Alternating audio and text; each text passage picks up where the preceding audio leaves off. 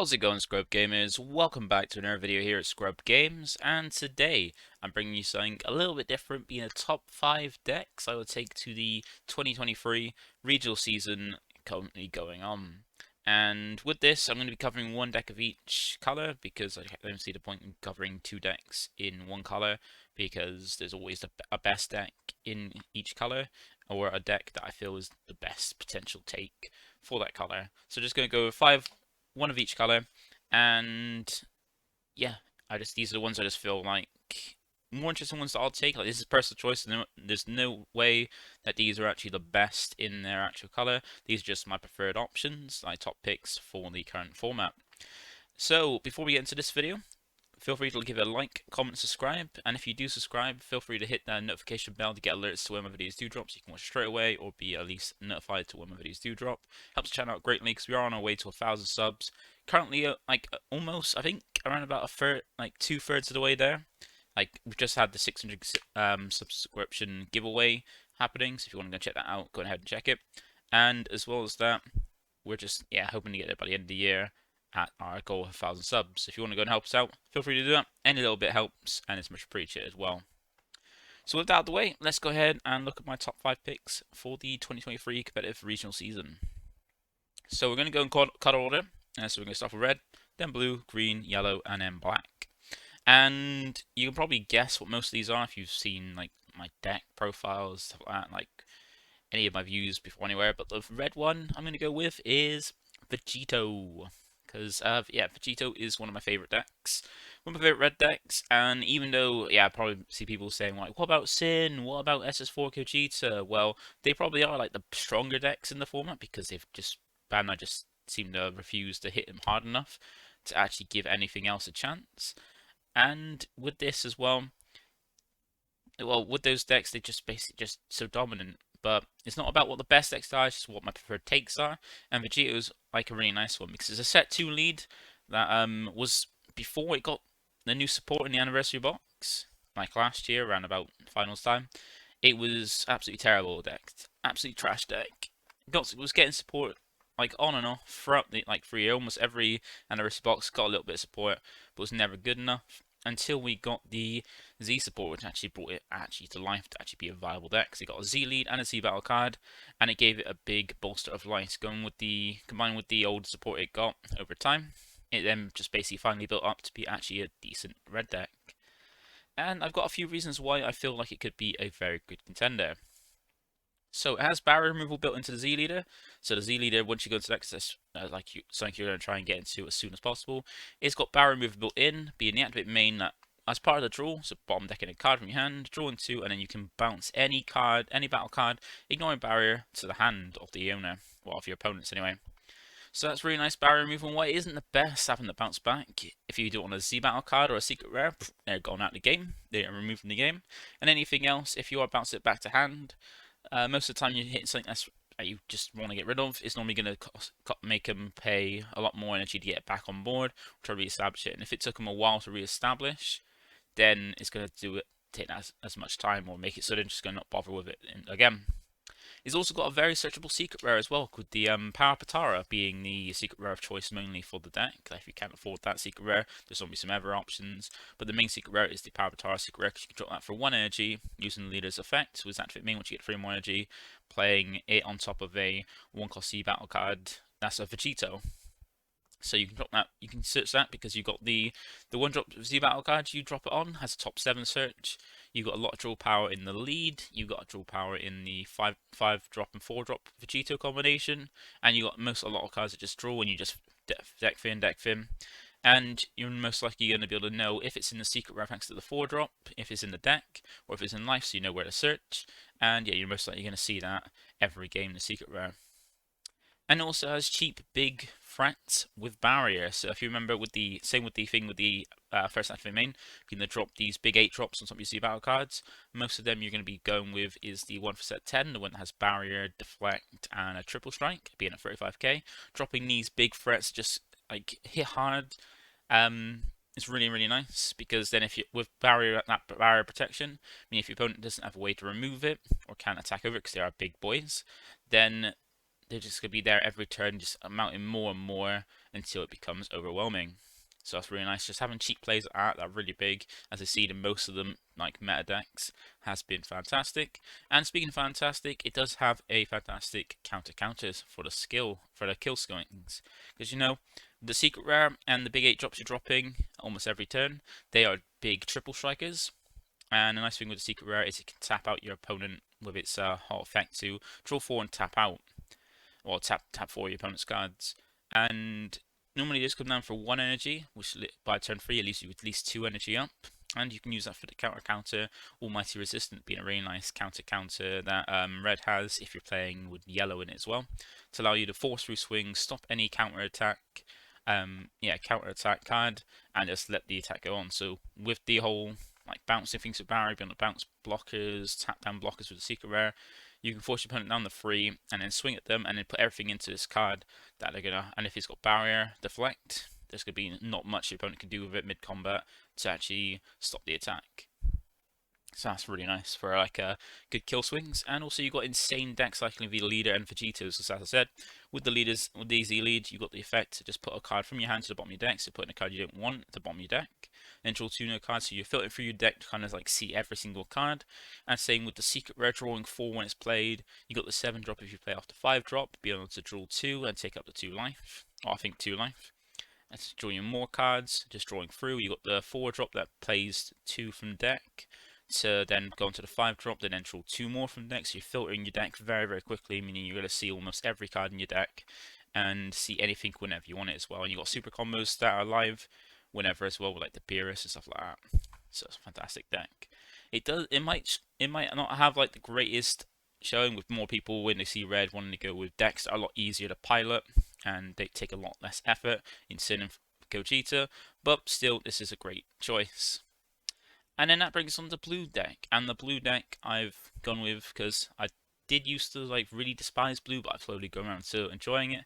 And the blue deck I feel that would be a great pick for this format is the Android 21, and not the new Android 21, the expert deck one, or a starter deck, whichever you want to call it. Still, it's a starter deck. And I also got the same amount of points for this one as well. So it's great consistency and survivability, because being a blue deck means you can survive quite well, because you've got all these negates, you've got these floodgates, ways to defend yourself to make it easier to survive almost every turn. And it's got great consistency, and you've got loads of searchers, you've got great draw power, and you've got the new TP to allow you to sack off energy from your energy, so you can trigger the lead to draw, the unison as well. You've also got the Android 18 searcher. You've got so many ways to just make sure you can see what you want when you want, and even correct your energy in hand and things like that. A great thing in it consistency for this deck. It also has an incredibly powerful secret rare, being the new Android 21 one. Be able to come down for 4 energy, just 4 energy, to essentially wipe your opponent's board and even heal you as well. We don't see much in terms of healing in this game. I think the only time we've really had that is rejuvenation, which is normally quite costly. It takes up, you have to get a unison board, keep the unison there, put enough a card underneath it and enough markers on it to do it, and that just rejuvenates 1 life, where the secret rare can rejuvenate up to 2, and also while clearing your opponent's board and being a blocker as well, with a one-time protection effect as well. And it also has an alternative way to win as well, because normally most decks are going to be attacking to try and put your opponent down, by attacking, put your opponent down to 0 to kill them off, or maybe even use a secret rare to burn. But this way has a way to just win via just burn, without having the need to attack really, apart from just gain advantage through draws and stuff. Because you got the Bad Omen 5 drop, you can use to just keep burning your opponent's cards, and you got away with the Super Android 17 that we got in one of the anniversary boxes, to be able to bring out 3 of them at once for a way to end, just get your opponent down to 3. And with most decks now, either having to go down to 4 to awaken, or awakening, go down taking the life to awaken, and most of them forcing themselves down to 4 so the super combos alive and things like that, or going into 3 life or lower just so they can Z-Awaken as well. Then your opponent's just getting themselves low enough down to just, while you're just surviving, you can then just burn off like that instead. And it also has a powerful way in recycling super combos for great defense and hand control. And I noticed something that green has had, using the Fate Arrival to recycle its power against super combos, which is a nice way. But this deck has a better way to recycle super combos, because you can use the super combo using it for hand control, using the Android 21 Bionic Blitz, and able to get that super combo back by putting it back in your energy using the combination of the TP with lead, and then using ways to get it back to your hand, be it like the Android 18 or the TP if you combo it.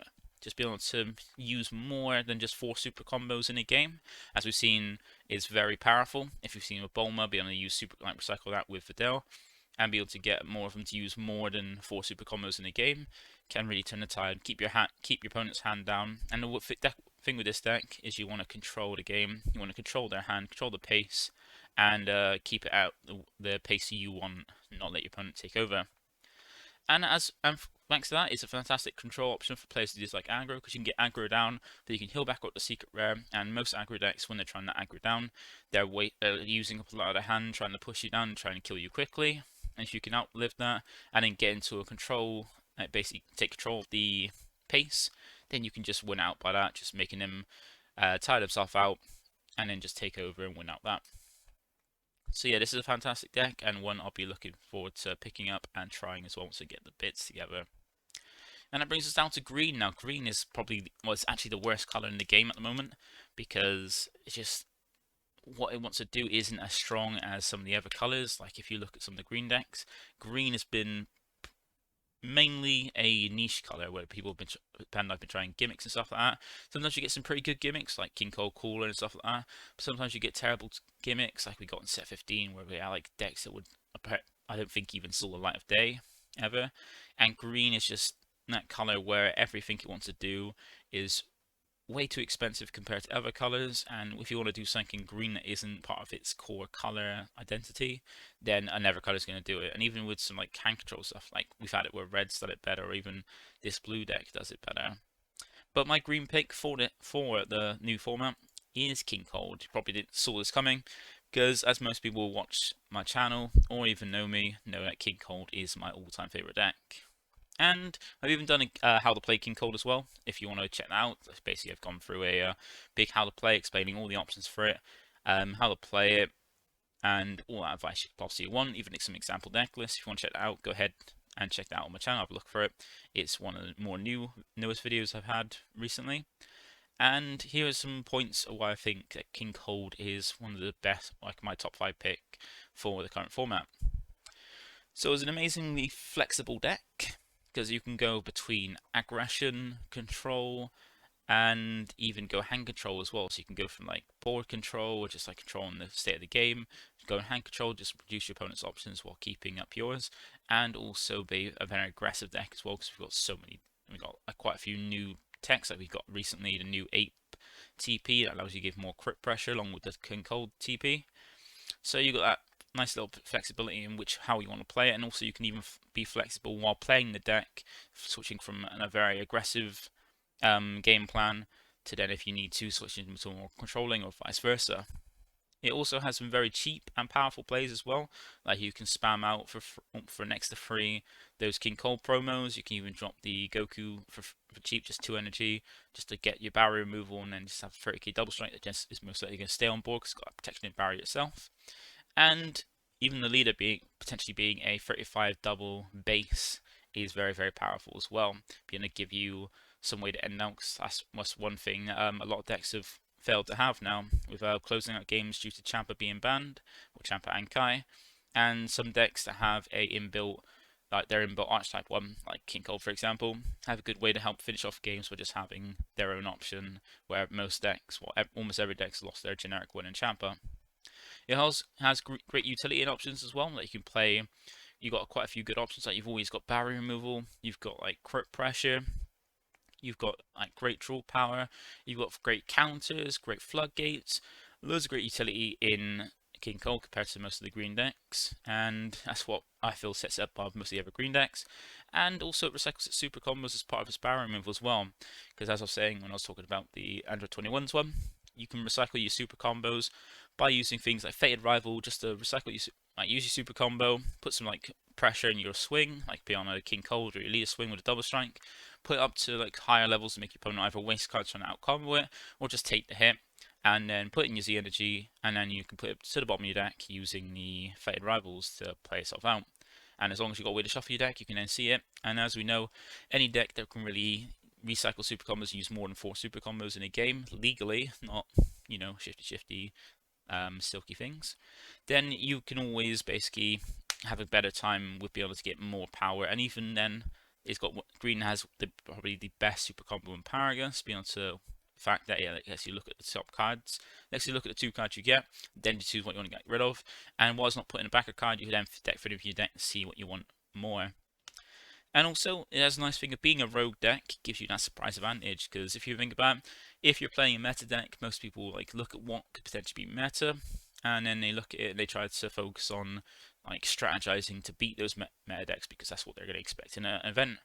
But if you play a rogue deck, being a deck that you don't really see, or you're not really expected to see, or rarely see often, or you catch some people off by surprise, or they don't really know what the deck does, what it's trying to do, and while they're trying to work out, you're just there hammering away, trying to get the win in, and while they're reeling in, you can pull out a win from underneath them. That's one nice thing, and green has a lot of that, where you rarely see green being played, and not many people actually know what most of the green decks do, because they're not really represented. So that is my pick for the green one. Now we're going to yellow, and yellow has quite a few decks, and it's even getting stronger now. It got a fair few good cards in the last set. They got the Vegito, the Goku, the Boo, even got the Sin promo as well. So it got a good 4 very, very strong generic cards. And yellow is one of those decks where, well, one of those colors that is just generic good dot deck, and it just needs a good leader to put behind. And my pick for the yellow deck for this current format is Margin Vegeta. Now I know there is things like yellow Trunks stuff that probably might feel better, or there is the yellow Sin, or some other yellow deck you feel might be a lot stronger, or even some new ones coming out. I feel like this one is the best one, and I'll go over and tell you exactly why. So it provides a powerful way to close out games, just like with how King Cole, with the loss of Champa. Some people, no one can really just like chuck down a big swing like a leader swing, chuck down Champa, put everything into it to make it so like they've got a good way to finish out on 2 games, in game from the opponent getting down to 2. This has it built into its Z lead as part of its actual game plan. Is going to the Z lead, which is going to be a very strong play. Gives you a way to close that game in its activate battle, giving itself a double strike and extra 15k. And you can most of the time make yourself be a 40k base double striker on your last swing. And you got a great way to push that through with the call to counter as well. And as I said, you got a ton of great yellow good cards, because yellow is one of those colors along with blue that is basically loads of generic good cards built into a deck behind a good generic leader, like a good standard leader. And Vegeta is a very good one because its core package they want to bring in is very small, like smaller than most of the other yellow decks. So it's a good way to use it, and that's what we've normally seen. If we got a good generic leader, yellow leader with a small engine, part of its like main core, then those are the ones that normally do the best. And it has insane defense for the leader and Z leader. Like the nice thing about it, you can go into the normal leader. It can take a life, so it has that life management. By Alt Awakening, go down to 5, being perfect for its token against. Did have an effect to take a life to gain 5k for the turn, like basically giving itself a bean 5k. Being able to defend a little bit easier is really nice. And then going into Z lead, managing its own life to get under 3. Going to Z leader, and even having a strong defensive turn by going the effect of your lead, take a life, gun under 3 to gain 5k for the turn, and then Z-Awakening, you make yourself 25k to make it very easy to defend the turn, because not many decks can really get over easily a 25k lead. And also, when you go into Z lead, you need to have access to the Meta Cooler negate free, because you now have a Z leader on effect, so you don't have to worry about having a Z battle card and then helping that survives. You have it built into your lead to have a free negate every turn in that Meta Cooler as well. And being a 20k base leader is very good defensively as well. And it has a great board wipe effect built into the Z leader, so as I said, it's got an effect being an activate battle in its Z leader form to allow you to push through a double strike swing at potentially base 35 to 40. But built into that as well is not just that gaining double strike, it also has another part of it where it chooses all battle cards, ignoring barrier and KOs them, being your board and your opponent's board, being able to just nuke everything on the board, on the battle area, being a great way to finish off. So if you don't want to use that, if you don't feel you can use that or need to use that for a finisher, and you need to use it for a board wipe because your opponent's establishing too big a board, you can always use that to just smash that. So it's got great utility in activate battle. And it also has great draw power when combined with the 4-drop Goku as well.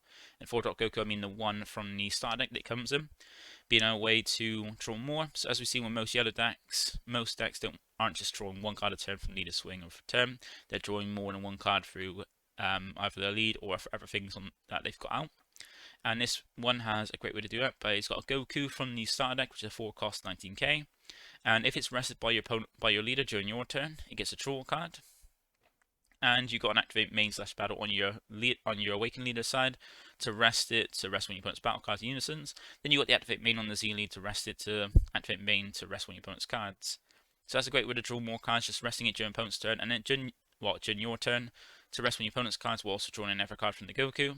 And then you also got it during your opponent's turn as well. During your opponent's turn, if you've got a Vegeta on board or in your Z leader in your Z area, Z energy, sorry, then it restands itself against blockers. So you've got then restood, so your opponent can just attack over it and use it as a way to defend with a blocker as well. So that is yellow. Then we go over to black, and black has been picking up steam. Like I think last time it got hit, like many formats ago, it had the whole thwarting engine that was using every black deck. It's very dominant. Then Bandai decided to crack down on it and hit it pretty hard. And since then, black has been downward green as like one of the lower colors, like struggling to really pop up in any result in any events and do well. But then over time, black's been actually getting more support, like same with green, but black's been getting better support and better decks. And now it's in a position where it's actually a decent color again, which is very nice to see. And my top pick for the black deck is Cumber. And you might be thinking, why Cumber? Because you know I love the mono black skillless Kiku, but I feel like, yeah, it's like the 10k attacks and little weenie attacks are a lot easier to get through, but Cumber's got a great way to function, and it's one of the newer decks, and it's got great support because it makes use of the Overlord Servant being a very good deck, and it's got that nice bit of control as well. So it's got great board management, making use of the Servant and Overlord skill. So Servant, if you didn't know, is a skill where the card gains 10k, but during the owner of the card's next charge phase, it won't restand. So if you can restand outside that charge phase, that's fine, but it won't restand during the charge phase. So you can manage your opponent's board by giving your opponent's card servants, so they don't restand, so they're stronger, but they won't restand during the charge phase, so you won't be able to restand and attack with him or combo him off, making good use of that. And as long as it's not a Z battle card, you can then, or a secret rare card that won't go to the bottom of the deck, you can then overload it off with your Fu to be able to get off their board and also draw while you're at it as well. So great way to make use of that.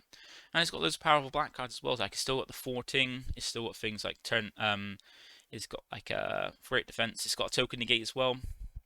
You've got an unexpected turn, you've got ever good black cards, you've got good black's still got a good secret rare stuff. Black is back in up to the level. It just doesn't have a free, what's it called, a free counterplay like all the other colours, but with unisons not being as relevant, like as powerful as it used to be, with like people scared off by black smoke and stuff like that, and it not really needing a unison.